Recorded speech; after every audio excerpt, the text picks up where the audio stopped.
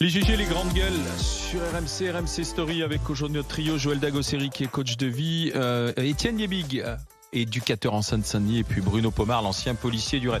On va revenir au gouvernement tel qu'il est en train d'être formé, puisque la liste a été présentée au président de la République, mais elle va être sûrement encore affinée, il y a des problèmes. On va y revenir avec une sortante justement. RMC, l'invité des grandes gueules. Et c'est Sabrina Agresti-Roubache qui est avec nous, ministre démissionnaire et est en charge de la ville et de la citoyenneté. Bonjour madame. Bonjour à tous. Est-ce qu'on peut dire que vous ne serez pas dans le gouvernement Barnier ? Ce qu'on peut dire, c'est que je suis démissionnaire et sortante. Ça, c'est sûr, que j'ai fait une jolie note de passation. Une note de passation, c'est quoi ? C'est une note où, en gros, tu dis tout ce qui a été fait. Donc, beaucoup de sujets que Bruno connaît absolument. Donc, tout ce qui a été fait, tout ce qui reste à faire. On avait reçu les lettres plafond, donc donner aussi les arbitrages pour que celui ou celle qui va me succéder, parce que ce qui compte, à mes yeux, selon moi, tu laisses pas des dossiers, on ne laisse pas des dossiers aux ministres qui arrivent. On laisse la vie de millions de gens. Oui. Qu'on avait entre nos mains et qu'on transmet. Donc moi, ce qui m'importe, c'est pas de savoir je reste, je sors, je suis au milieu, je suis à droite, je suis à gauche. C'est qu'est-ce qu'on va faire à partir de maintenant pour qu'il y ait une continuité dans ce qui a été fait, parce qu'on n'a pas non plus rien fait. Moi, je le vois sur les politiques de la ville, vous connaissez mes sujets par cœur, tous ici, sur le zonage des quartiers prioritaires. Depuis 2010, ça n'avait pas été fait. Je l'ai fait. Donc j'ai rentré 111 quartiers, on en a 1362. On a mis des moyens, des millions d'euros en face justement pour que ces quartiers prioritaires en termes de rénovation urbaine, mais pas que, de continuité par exemple pédagogique, sur l'ouverture des collèges le 8h-18h, sur l'extrascolaire, le périscolaire, sur la prévention de la délinquance. Donc ce qui compte pour moi, enfin moi vous voyez, je suis comme vous aussi, je regarde, je me dis mais la vie des gens, elle continue. Vous savez, les gens continuent à vivre sans nous. Et le gouvernement va continuer, parce qu'on a quand même l'impression qu'on va passer d'un gouvernement de macronistes et de LR à un gouvernement de macronistes et de LR. Et certains... Avec une gauche qui a refusé. Oui, d'accord, mais certains, et beaucoup même, je dis certains, c'est beaucoup, au 32-16 nous appellent en disant, mais finalement, voter, ça sert à quoi ? Si ça ne change pas, si ça ne change rien. Non, voter, ça sert à plusieurs choses. Un, à exprimer une volonté. Moi, ce que j'ai vu, c'est qu'on a eu 11 millions de votants pour le RN. Ça, par contre, je l'ai vu. Bon. Donc, on ne peut pas dire, moi, quand j'entends la gauche exprimer « oui, on a gagné », non. Ils ont refusé de participer à un gouvernement d'union nationale. Pourquoi ? Vous le savez mieux que moi. Ils ont fait des petits calculs pour les prochaines municipales et ils veulent garder leur siège. Ce qui leur importe, c'est pas d'exercer la responsabilité. C'est dur d'être ministre. C'est dur d'exercer des responsabilités. Tu laisses ta famille, tu laisses ta vie, tu n'as plus de vie, tu n'as plus aucune vie. Et tu passes ton temps à servir les autres, et c'est un choix. Et c'est ce qu'il y a de plus honorable. Je garderai en souvenir une chose, c'est que à mon petit niveau, j'ai réussi à changer la vie des autres. Eux, ils ont dit quoi ? On ne veut pas participer, et ils ont dit on va censurer Cazeneuve, qui est de gauche. Il me semble bien que Bernard Cazeneuve, pardon, c'est sinon, quand même... ça aurait été Cazeneuve. Mais bien sûr, il le censurait. J'en ai discuté, moi, enfin, avec toutes les parties prenantes, jusqu'au président de la République, les premiers à avoir dit on censurera Bernard Cazeneuve, qui est issu de leur rang, c'est la gauche. Et pourquoi ? Parce qu'ils savent très bien que si il y a une autre élection, quoi qu'il arrive, ils comptent leur siège. Et comme ils ont compté leur siège, ils ont préféré garder leur siège plutôt que... Vous savez, c'est facile d'être dans l'opposition, de dire que vous n'êtes d'accord avec rien. Je l'ai vu sur la dernière élection. J'avais expliqué très tôt, j'étais venue chez vous, dire que pour LFI, les quartiers prioritaires, les jeunes des quartiers étaient de la chair à voter. Qu'est-ce qu'a expliqué François Ruffin dans son livre ? Exactement ce que j'avais dit, son livre n'était pas sorti. Donc on ne peut pas me soupçonner d'avoir lu son livre avant l'heure. J'avais décrypté leur stratégie avant tout le monde. Mais en attendant... Une stratégie qui fonctionne, parce qu'ils sont élus dans ces quartiers. J'invite les jeunes des quartiers. Mais vous imaginez... Ils sont élus dans ces quartiers. Non mais Olivier... Ils sont élus par des gens comme moi, les bobos de gauche. Pas que, aussi beaucoup de jeunes des quartiers, bien sûr. Je vous le dis franchement, ils ne votent pas. Les jeunes ont je vous le dis, ils ne votent pas. Oui, mais regardez, moi en tout cas, je connais bien Marseille. Je connais bien Marseille. Je peux vous garantir que dans les quartiers prioritaires de Marseille, en tout cas, le taux de participation a été multiplié par 3, par 4, par 5, par 10. Donc ça a fonctionné. Ça a fonctionné, mais sauf que je dis aux jeunes des quartiers, est-ce que vous acceptez que Jean-Luc Mélenchon, François Ruffin et tous tous, hein, bon, on part tous pareil. Ils parlent de vous comme des Noirs et des Arabes. C'est ça le truc. Moi, vous savez, je suis toujours ministre démissionnaire. Et au niveau de la citoyenneté, donc au ministère de l'Intérieur, je me suis posé la question d'un article 40 pour ça. Parce que pour moi, c'est l'incitation à la haine raciale. Dans quelle vie on parle de nous, les enfants des quartiers, comme des Noirs et des Arabes? On est français. Sabrina, c'est leur fonds de commerce. Mais ça, je le sais. Mais comment les gens qui votent pour eux acceptent ça? Moi, c'est ça que je me dis. Je me dis, comment est-ce qu'ils osent encore voter pour des gens? Parce que c'est Noirs et ces Arabes. C'est pas ça. Non, mais peut-être parce que ces Noirs et ces Arabes, comme vous le dites, sont sensibles à un discours qui dénonce ces discriminations, oui. qui dénonce aussi des discriminations. Ah, mais alors regardez chez eux dans leur d'accès à certaines choses. Non, mais alors c'est facile, très facile. Très facile. Regardez les instances de LFI. Vous avez vu une grande diversité, vous? Non. Ah, merci beaucoup. Rima Hassan. Regardez. Oui, non, mais d'accord. Regardez au PS. Vous trouvez une grande diversité, vous? Elle est où, la diversité? Parce qu'ils ont besoin des votes des jeunes des quartiers, comme ils disent, des Noirs et des Arabes, pour bien s'essuyer les pieds dessus et dire, regardez, oh là là, surtout qu'ils restent dans leur quartier. Ils ne veulent pas de l'émancipation. Ils veulent les tenir sans autonomie intellectuelle. Philosophique. Enfin, moi, je suis une enfant des quartiers. Mais vous, ben oui, mais je l'avais dit, touche pas à mon pauvre. Rappelez-vous, je l'avais dit. Touche pas à mon pote. J'avais dit, touche pas à mon pauvre et touche pas à mon pote. Mais Sabrina, SOS Racisme, pour moi, c'est exactement ça a été exactement le même schéma. Ça a permis à certains de se propulser. Mais le problème, il existe toujours. Alors, revenons justement à ce nouveau gouvernement. Il faut faire confiance à la droite pour résoudre le problème. Ça fait 70 ans que la droite est au pouvoir, elle a résolu quoi dans ce domaine? Non, mais je te parle de l'utilisation des gens de ces quartiers. Qui se satisfait économiquement qu'il y ait des gens pour aller bosser pour aller bosser pour rien? Qui fait les travaux les plus pourris et qui est content de trouver tous ces gens? Qui, pendant le Covid, bossait tous les matins pour aller torcher tout le monde et pour aller c'était les gens des quartiers? Et qui est satisfait de ce fonctionnement? C'est quand même un fonctionnement typiquement décrit capitaliste qui est entretenu par LFI et la NFP. Excusez-moi. Moi, ce que vous dites, je me reconnais pas du tout. Je vais vous dire un truc. Je n'entends pas, moi, Noir et Arabe chez les Insoumis. J'ai toujours entendu. Ils l'ont écrit, hein? Gens des quartiers populaires. C'est subliminal, alors. Laisse-moi terminer. Gens des quartiers populaires. Ce que j'entends là, les gens qui font de la discrimination et les gens qui font de l'essentialisation, je l'ai toujours entendu du côté du RN. Et c'est vrai que sur ce plan-là, Macron et les macronistes ont toujours été relativement clean sur cette question-là. Ils n'ont jamais trop utilisé ça par rapport au RN. Mais il ne faut pas dire que LFI se repose là-dessus. C'est faux. On va sortir d'LFI communautaire. Si vous le permettez, on va sortir d'LFI pour reparler de ce nouveau gouvernement tel qu'il arrive. Joël, avec Sabrina Agresti-Roubache, alors. Oui, parce que c'est toi qui étais la plus en colère tout à l'heure, justement. Oui, parce que nouveau gouvernement, enfin en tout cas, je ne sens pas tellement une grande nouveauté, je vous avoue. Et moi, je me pose une question, c'est la mission que vous aviez au pouvoir.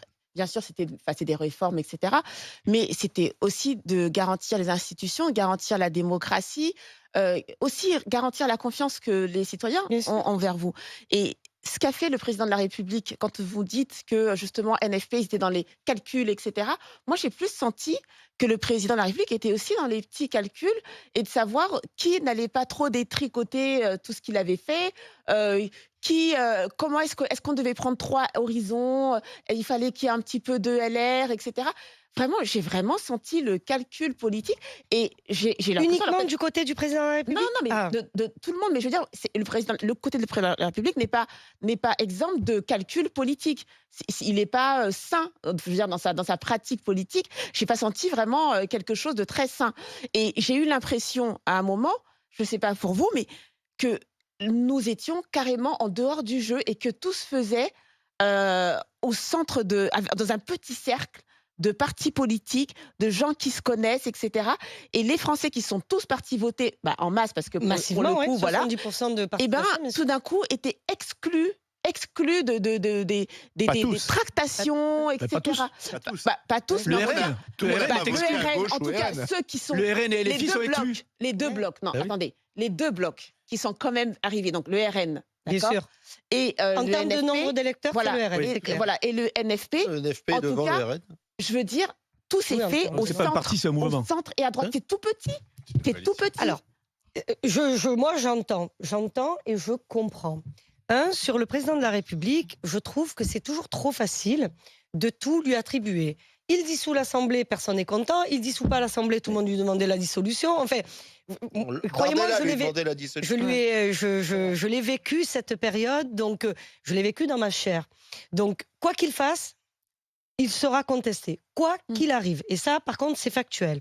L'autre chose, sur la politique, faire de la politique, c'est noble. C'est bien de faire de la politique. Mais moi, pourquoi j'en veux tant à la gauche? Pourquoi je leur en veux? C'était le moment de dire, je parle du PS, je parle du PC, je parle des écolos, de venir et de faire justement ce gouvernement d'union nationale. Quand le président de la République dit, on a perdu, mais personne n'a gagné. C'est vrai, personne ne peut nous contester le fait que personne n'avait gagné.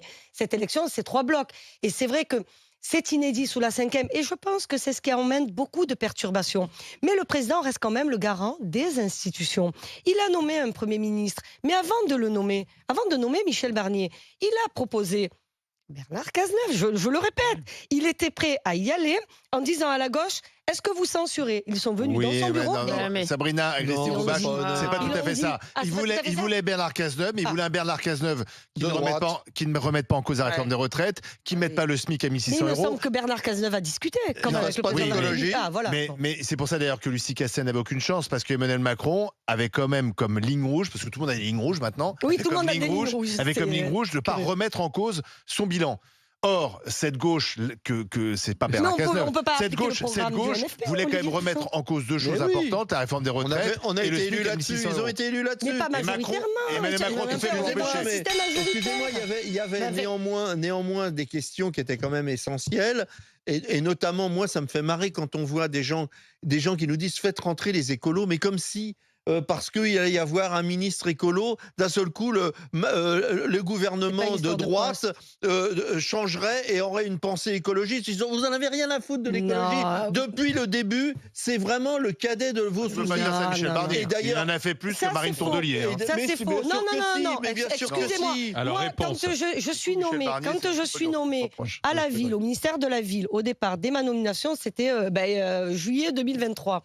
Je dis, je veux plus de bleu et plus de vert dans les quartiers. Ça voulait dire quoi? Ça voulait dire que je voulais de la transition écologique, et je l'avais dit, pour les gens des quartiers prioritaires. Je me suis vue répondre quoi? Vous ne pensez pas qu'il y a d'autres priorités? J'ai dit, ben non, plus de bleu, parce que les gens vous demandent plus de sécurité. Et c'est factuel, il ne faut jamais avoir mis ses pieds dans un quartier pour ne pas comprendre que la sécurité, c'est ce qui inquiète. Bruno, vous le savez comme moi, la première chose qui inquiète les gens dans les quartiers, c'est la sécurité.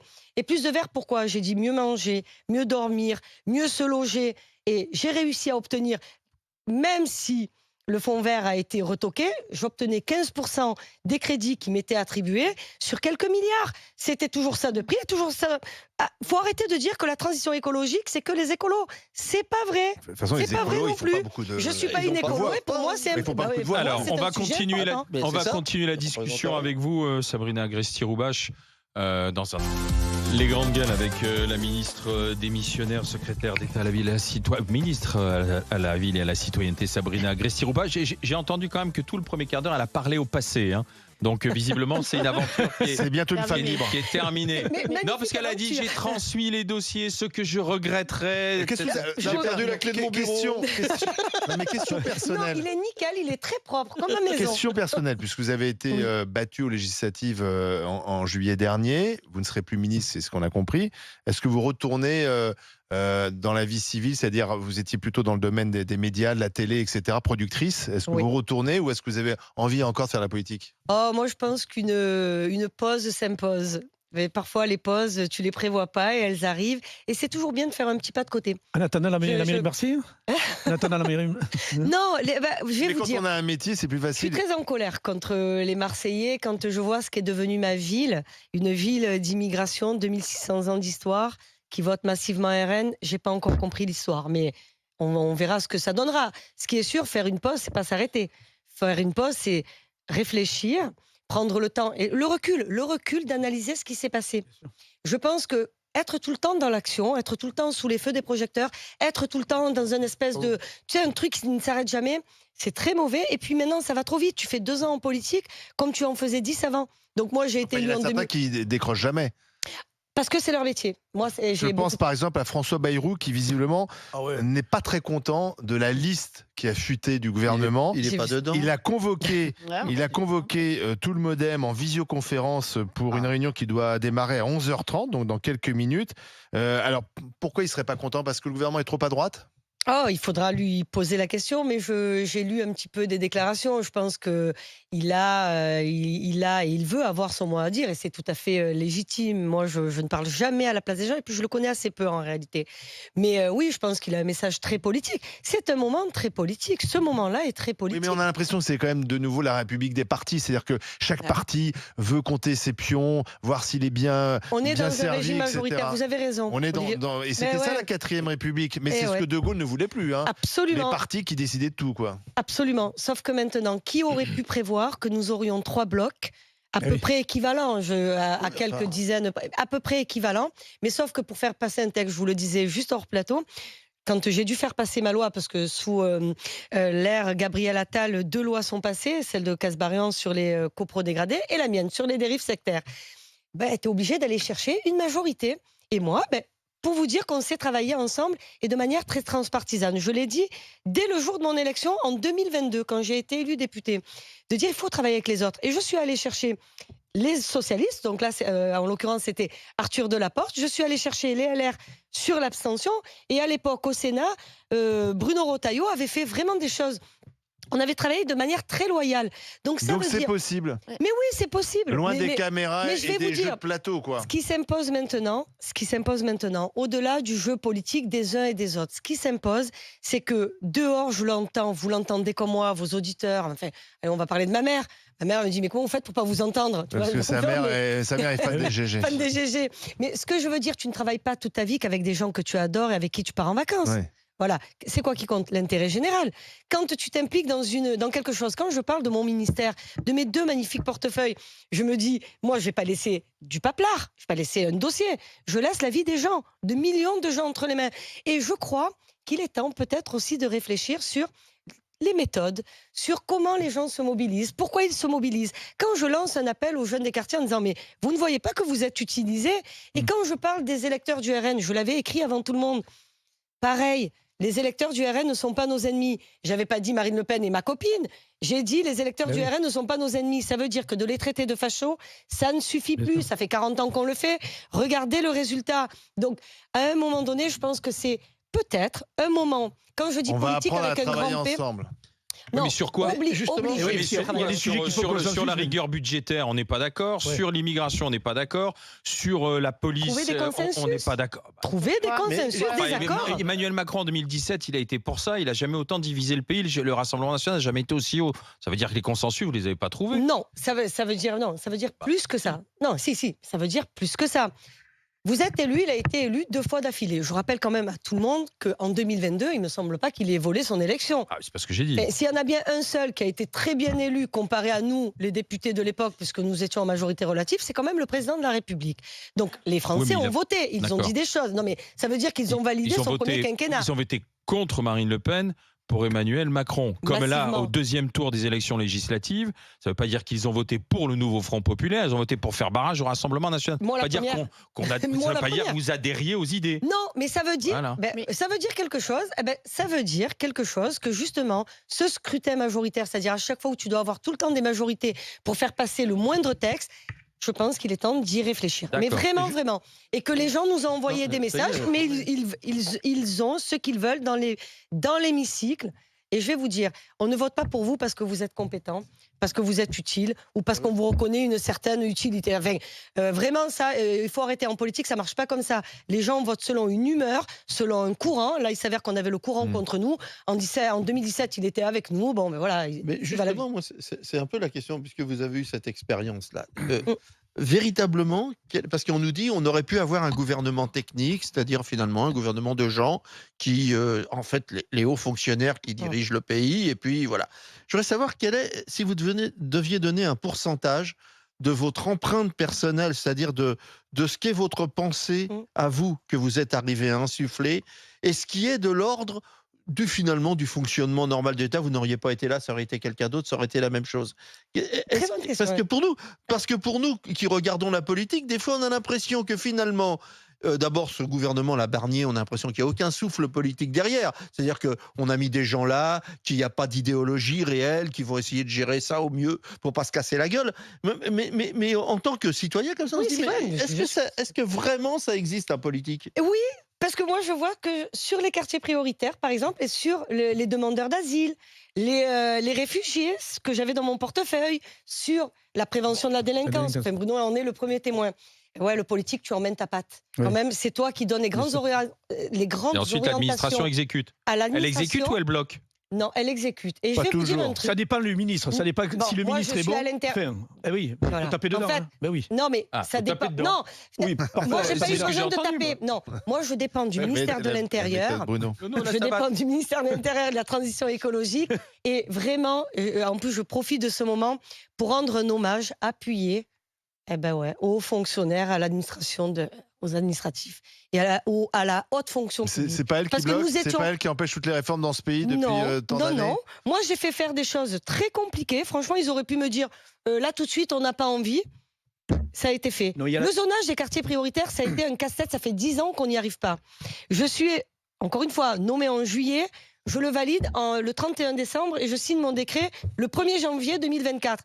Donc ça veut dire que quand tu as un politique qui sait parler à ses administrations, qui justement ne les prend pas de haut, parce que vous savez, les ministres passent, les administrations restent. Et s'il y a un truc que j'ai bien compris en politique, nous ne sommes que des invités dans nos ministères. On n'est pas des permanents, on est des invités. Et vous n'étiez pas une professionnelle? Et pas du tout une professionnelle, une fille de la vraie vie. Une fille de la vraie vie. Étienne, elle a tout à fait raison, parce que le ministre, il insuffle, etc. Il a une administration derrière, et il est obligé de s'appuyer sur son administration. Il ne peut pas faire autrement. Maintenant, il y a des façons de faire, mais en même temps, il y a le caractère du ministre qui est capable de dire, d'imposer à un moment donné, à Bercy et à son administration. Bien sûr. C'est quand même un sacré boulot. Bien sûr. Ce qui est aussi important, moi, je pense, c'est la faisabilité, parce que on a eu beaucoup de communication. Vous êtes engagé sur des choses. Bon, c'est les quartiers prioritaires, je les connais. On sait que c'est quelque chose de longue haleine. D'accord. Mais on a aussi eu des propositions, par exemple, du ministre Attal. Je prends juste un exemple. Sur le brevet, par exemple. Sur le brevet. Ma fille a été concernée. Voilà, exactement. La mienne aussi. Et on apprend que finalement, ce qu'il avait dit, que attention à la rentrée prochaine, attention mesdames et messieurs, c'est terminé, vous ne passerez plus en seconde sans ça, etc. On apprend qu'en fait, finalement, non. Et en fait, beaucoup de choses sont comme ça. Beaucoup de choses sont annoncées avec cette impression où... Et d'ailleurs, c'est pour ça que je pense que les Français ont dit on veut Attal, parce qu'il nous a donné l'impression de quelqu'un qui prend en main les choses et qui comprend. C'était pas une impression. Non, mais je comprends. Mais ce que je veux dire, c'est que derrière, quand nous, les Français, on se retrouve face aux mesures qui ont été annoncées, on nous apprend qu'en fait, non, c'est pas faisable. C'est pas faisable, ou alors c'était trop tôt, etc. Donc, les arbitrages, beaucoup de choses. C'est pour ça que je dis... Vous avez la vie des mains la vie des gens entre leurs mains, mais vous avez aussi leur confiance. Et quand moi je suis confrontée à ça, quand je vais à la Réunion et qu'on me dit qu'en fait non, cette réforme du brevet, elle ne sera pas appliquée, je me dis mais qu'est-ce que ça veut dire? Vous parlez de quelque chose de fondamental, le temps long. Est-ce que vous pensez que vous réussissez à changer les choses dans une entreprise? Non, il faut du temps. Il faut du temps. Emmanuel Macron, il a changé ses gouvernements, ses ministères. Certains sont restés. On avait calculé au ministère de la Santé, il y a eu 9 ministres sous Macron au ministère de la Santé en 7 ans. Comment on peut changer les choses si on change à chaque fois il y a un problème dans la méthode, pardon. Je parle du temps long. Darmanin est resté longtemps, lui. Voilà, non mais c'est pour ça que je vous dis, moi, je dois être. J'ai une mauvaise. Quand j'ai une mauvaise référence, c'est que je n'ai comme référence uniquement que Gérald Darmanin, sous la tutelle duquel j'étais. Il y a eu Sarkozy et vous après c'est lui. voyez, on a voté la LOPMI, c'était 15 milliards d'euros, la loi d'orientation et de programmation du ministère de l'Intérieur. C'est quand même celui qui a fait les JO. Je vous rappelle que les Jeux olympiques et paralympiques ont été un magnifique succès, qu'il n'y a pas eu de problème. Pas de problème de sécurité, c'est vrai. Absolument. C'est pour ça que je parle du temps long. Mais attendez, il y a un sujet qu'on n'a pas abordé quand même. Tout ce que vous voulez. C'est la dette. Oui. Les années Macron, ce sont des années où la France s'est fortement endettée. Alors vous allez me dire, il y a eu le Covid, la crise sanitaire, la crise énergétique, c'est réel. Mais on sait aussi, et la Cour des comptes nous l'a dit, que la dette n'est pas due uniquement au Covid et la crise de l'énergie. On a fait des chèques, on dépense en fait trop. On dépense de l'argent qu'on n'a pas. C'est pas ça le plus grand échec d'Emmanuel Macron? Alors, non. Je vais vous donner, moi, mon point de vue. Mon point de vue, et je l'ai vécu justement au niveau de tous mes portefeuilles et qui sont impactés par ces fameuses lettres plafond. Et la mienne, je suis à l'aise avec, elle a fuité 2 jours après. Donc, elle est sur la place publique. Plusieurs choses. Moi, je me rappelle très bien de cette période du Covid où tout le monde demandait à dépenser à tire-larigot. Vous êtes d'accord ou pas? Tous les partis réunis. Personne n'a voulu compter, on voulait sauver tout le monde. Et je pense Et on que en a c'est ce qu'il peut-être fallait donné faire. trop quand même. Alors, je vais vous dire un truc que j'ai vu pendant les élections. Et franchement, faut avoir peut-être un drôle de tempérament pour vous dire ce que je crois. Morceau de viande avalée n'a plus de saveur. C'est un proverbe provençal. Ça veut dire qu'une fois que vous avez donné, plus personne ne vous reconnaît que ça a été utile. Ça, c'est pour la partie Covid. Parce que moi, pendant la campagne, je l'ai entendu. Oui, comment? Vous avez beaucoup dépensé. Et tu demandes, mais vous faites quoi, monsieur? Moi, je suis artisan. Et combien vous avez eu pendant le Covid? Je prenais 10 000 euros par mois. J'avais le chômage technique payé. Bon, excusez-moi. Tout à fait. Sauf qu'il y a Mais rien le de Covid gratuit. s'est arrêté et on a continué à faire des chèques. Absolument. Parce que l'essence était trop Et sur chère. les dépenses parce qu'il de fallait l'État. des tels- Oui, vous avez raison. Et sur les dépenses de l'État, là où on doit faire des économies, moi, j'invite tout le monde à aller regarder ce qui se passe au niveau, par exemple, des marchés publics. Un stylo qui coûte 2 centimes, parce que vous devez passer par un marché public, toutes les collectivités territoriales et locales vous le diront, et les ministères en premier. Ça coûte 0 centime d'euros, 0,2 centimes. Vous le payez par le marché public 10 euros. Donc tu te dis, peut-être qu'on va aller regarder de ce côté-là pour faire un peu des économies. C'est la vraie vie. Il faut le faire. Moi, je crois aux choses de la vraie vie. Tous les gens d'ailleurs dans leur vie. Absolument. Ils n'ont pas d'argent, on n'achète pas. On réduit les dépenses. Merci Sabrina Agresti-Roubache. Merci ministre démissionnaire de la Ville et de la Citoyenneté. Merci à vous. Merci d'être passé par les grandes gueules.